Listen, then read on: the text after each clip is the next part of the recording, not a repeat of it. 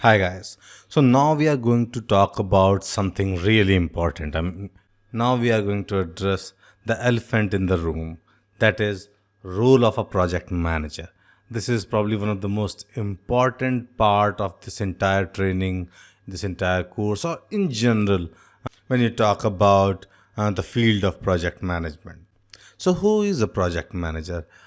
If you are already working somewhere, then you are probably aware of the project manager. You are already working with them. Project manager is a person who is, in short, performing the duties of project management. It's a functional manager. It is not a people manager, but sometimes, in fact, a lot of time you will find that project manager is also the people manager. But technically, they are not expected to be the people manager. It's a entirely different role. It's a functional role which sits under PMO, and their primary job is to track and monitor and execute projects. And the last point here about the timely delivery and within cost and quality, you can say that this point encapsulate what the entire role of project manager is. So this summarizes it in a very optimum way.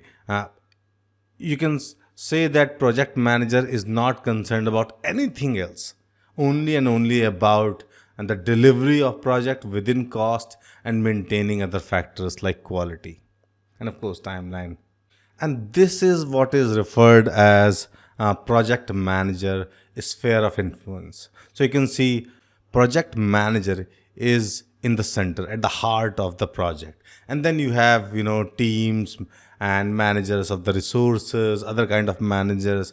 Then there is another layer where we have sponsors, governing bodies, steering committees, even PMO, that is in the third layer. And the stakeholders, supplied customers, end user, they are in the last layer. But project manager, the person, is sitting right in the center of a project. So if you are aspiring to become a project manager, you are one person who is going to drive. You are the commander of this ship. You are the pilot of this plane. So you have to be in control of things. And you will work with all these layers because you cannot work in isolation. A project manager cannot work in isolation. You have to work with end users, all these steering committees, various project teams. So let's review these components of the this sphere. So basically, we have the project, the organization, the industry, professional discipline, and a cross discipline. So let's talk about them. The project here represent the project which is currently headed by the project manager. It's his or her job to meet the project's objective and stakeholders' objective, basically satisfy their business requirements. And under normal circumstances, it's not so easy. There are always constraints which a project manager has to face. So, the primary challenge of a project manager is to find out that sweet spot, that balance where all the requirements can be satisfied while keeping the constraints and every other factor, cost, time, in check within limits. And as I mentioned earlier, it's also about working with all these teams and stakeholders. Communication is one of the core activity of a project manager. So it is very important to keep communicating with all the stakeholders, whether it's a development team or end user or sponsors or anybody who's involved with the project. It's very important for a project manager to keep the communication on track. And that is why project managers must have good communication and interpersonal skills. And then we have the organization. So organization basically refers to the organization, the company, because all projects work under a company, under an organization, and chances are this project manager, this project is coexisting with other projects and other project managers. So it's very important for project managers to work with all the project managers and make sure that everything is in sync. Sometimes there's a big project which is impacting multiple systems. So in those cases, program managers can appoint multiple project managers who are dedicated towards certain systems. But there is a point where all these systems are interacting with each other, communicating with each other. So in that case, if all these project managers are not talking to each other and they are not making sure that their release and deployments are in sync, then they may end up messing up with the project. So it's very important for the project manager to interact with other project managers in the organization. Their primary job is to promote, advocate the values of their project, make sure that their project gets attention and the resources it needs. And depending upon the structure, a project manager may report to a functional manager sometimes, and they report to a PMO or a portfolio or a program manager. So that is again part of organization. And then of course the industry, because all industry, I mean the construction will have its own way of doing things, the software will have its own way of doing things, some other, say, legal industry or entertainment industry. So project manager is responsible for making sure that they are following the current trends, they are up to date. So whether it's about some new technology or some new methodology, some new tools in the market, um, for example, right now, machine learning and artificial intelligence, DevOps, agile, safe agile, all these things are really new and popular. So project manager need to be aware of these resources, these technologies, these methodologies which are available, and he or she should review these to check if something can be used for the current project. And professional discipline basically refers to the professional development of the project manager. It's very important for project manager to maintain knowledge, to work on knowledge transfers, uh, get the skills required, and the like PMP certification. It's one of the best thing for project managers. So if you are planning to work as project manager, you must try to achieve this certification sooner or later. And across discipline basically represent the component where project manager they work with other teams to educate them on the fundamentals and concepts of the project management. And these are some of the core competencies of a project manager. They are represented as a triangle in the PMBOK. So it's like the technical project management, leadership, strategic, and business management. So it's a triangle where all these skills come together for a project manager. Technical project management refers to the technical competencies. For example, let's say it's a Java based project or it's a construction project. So in that case, a civil engineer will be a good project manager, or civil engineering would be a skill needed for a good project management. Leadership is again a core competencies because you are working with various teams. You need to take initiative. You need to stay proactive.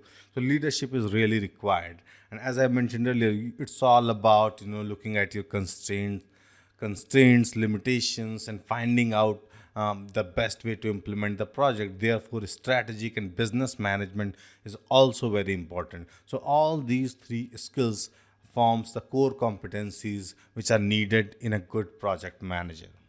So these are some of the activities which are needed in technical project management methodologies like agile, waterfall, maintaining the cost, resource, planning, financials. All these things come under technical project management, which is where understanding the technical part of the project requirement is very important. You cannot come up with the financials if you don't understand the technology or the resources needed to implement a project. Similarly, these are some of the examples and the details for strategic and business management skills. So, domain knowledge is very important. Let's say you work in a life insurance company or a bank. So, even if you're not working as some banking clerk or banking professional or insurance professional, but if you are simply implementing an IT project there, unless until you understand the domain, how the actual end user, the banking operations, the clerks, the professionals operate, you will have tough time, coming up with a strategy which will really satisfy the client's requirement. So it's very important to acquire and acquaint yourself with the domain knowledge. Stakeholder management is really vital. And as I mentioned earlier, you have to stay vigilant and proactive. Make sure that project stays on the track. And just to re-emphasize, I think leadership is very important for project managers, because a lot of time you will see that 60% of your activity will go in, communications, political management, and dealing with people. It's very important to understand that project manager is not just a technical role where you have to, do some addition, subtraction, and come up with numbers and, throw resources and get the work done. It's a lot about people.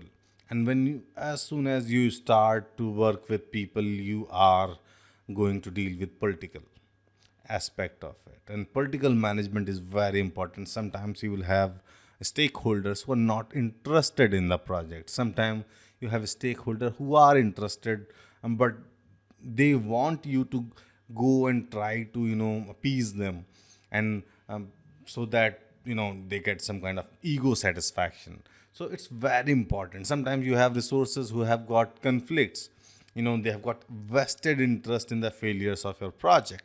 So it's very important to understand who is what, and it is very important to understand the role of stakeholders, teams, various players, all the players in your organizations, in your project. So leadership skills are really required here. It's very, very important.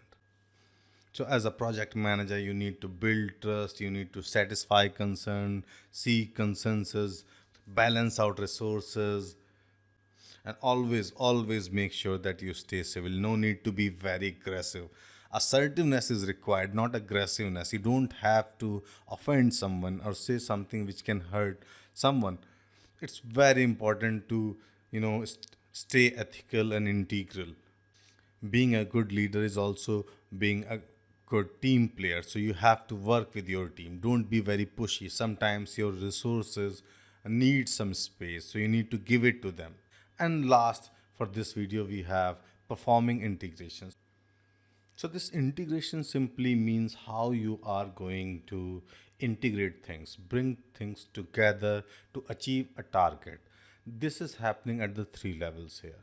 The first level is the process level. So basically, as I have mentioned earlier, there are multiple activities which are required to be done in a project. Initiation, planning, you need to work out the scope, you need to work out the initial requirements.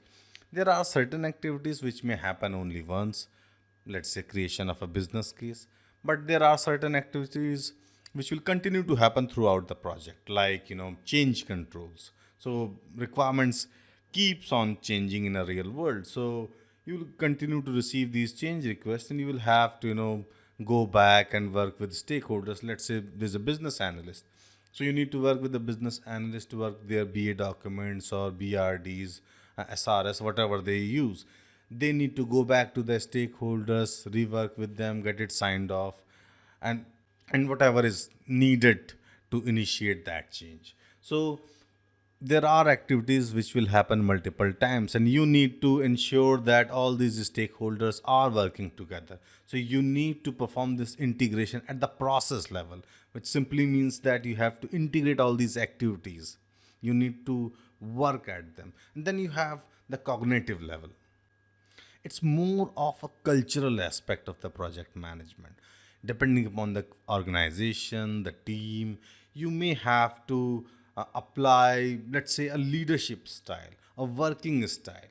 So at this stage, we are talking about the personality of the project manager. We are not talking about technical skills. We are talking about how you are going to apply all these various knowledge areas. So this integration is happening at the cognitive level of the project manager. And then we have the context. Everything in an organization happens in some context. So context simply means the current processes, current realities. Let's say you are looking to plan the communication. Now you need to reuse the existing communication channels. If you are looking to create documentation, then you need to reuse the templates. I mean, at least in most of the cases. Of course, if you need to create something new, Again, that has to be done in the context of the existing realities of the project and organization. So this is very important to apply integration at these three levels.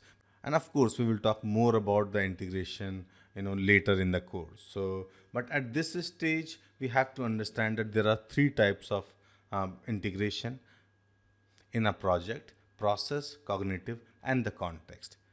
That's it for now. Thank you.